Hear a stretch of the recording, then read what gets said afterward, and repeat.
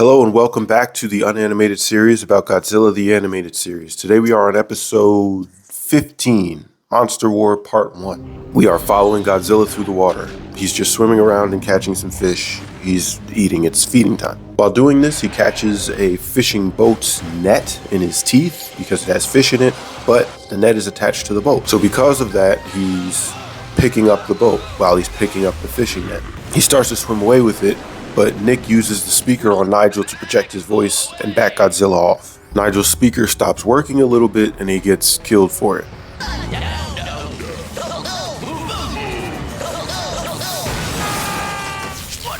Back at home, Dr. Craven is working on his computer with Dr. Soppler. He is from episode 7, the Leviathan, with the alien ship that came down to try and take over the planet. And at the end of the episode, he and another guy are saved from the ship, but they have flashing red eyes. I mentioned this. Go watch that episode. Episode 7, go watch it. So Dr. Soppler and Dr. Craven are tracking more tachyon transmissions.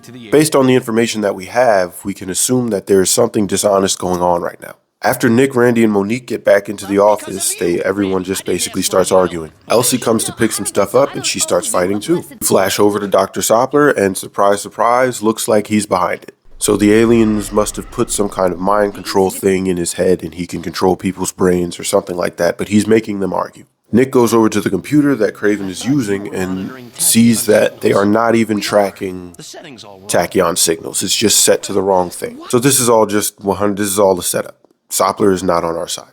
After, I guess, recalibrating whatever they're tracking, Nick finds the signal. The source of the signal is in New Jersey. A random switch cut to Nigeria. There's a giant bat. There's just a giant bat in Nigeria, and that's what's going on. Back home, Nick, Craven, Monique, and Randy are tracking the signal through New Jersey, and they end up at Sandy Point, which is a military base. They try to get in and they're stopped at the gate, so Nick just floors it and busts in. The car crashes into some stuff, they shoot the tires out, they apprehend the vehicle, and Nigel's the only one driving somehow. They all got out of the car and snuck somewhere else. You'll never take me alive, copper. They pinpoint which building the signal is coming from. They go inside and they see the Leviathan ship. Colonel Hicks, General Hicks, Major. he comes out and they're asking him, where did you find this ship? I thought we destroyed this ship. Elsie comes out of the ship and she says that she told them where it was. And then Dr. Hoffman comes out, who was the other guy who was on the boat with Dr. Soppler. So it's all just coming together. The kids start fighting again. Elsie quits the team and Hicks has everyone else removed. On the way out, Monique plants a little tiny camera on a crate so they can watch the ship. Just want to highlight that Monique is the clutch player of this entire show. She just always is doing something that is useful to the team. Monique is the MVP of this program.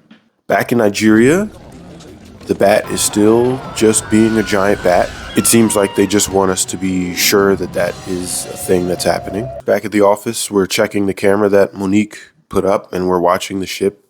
And Randy gets a call from Nigeria telling him about the giant bat. Soppler walks in again and he's, more mind games, more arguing, more fighting. The team splits up, everybody quits. So now Nick is going to Nigeria to investigate the bat by himself. Guess it's just you and me.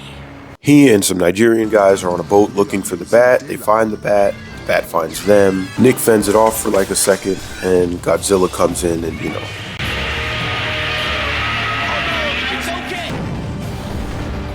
In the fray, Nick gets knocked off the boat, and then his boat shows up, the heat boat with the face on it. Randy and Monique are here and they've come to help. Godzilla and the bat have moved more toward the city area. They're fighting and he gets stuck in a bridge, kind of like how his dad did in the movie.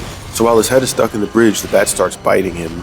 I don't know if that's going to become relevant, but I assume it should. But its eyes flash green and then it just flies away. We cut to Hoffman. He's in some kind of ominous setting and he has control of the bat.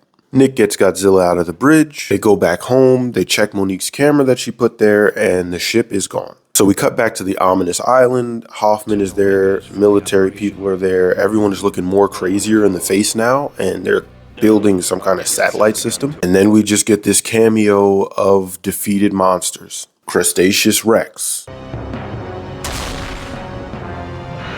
one of the rats, big worm, and the queen bee. All of them alive and here.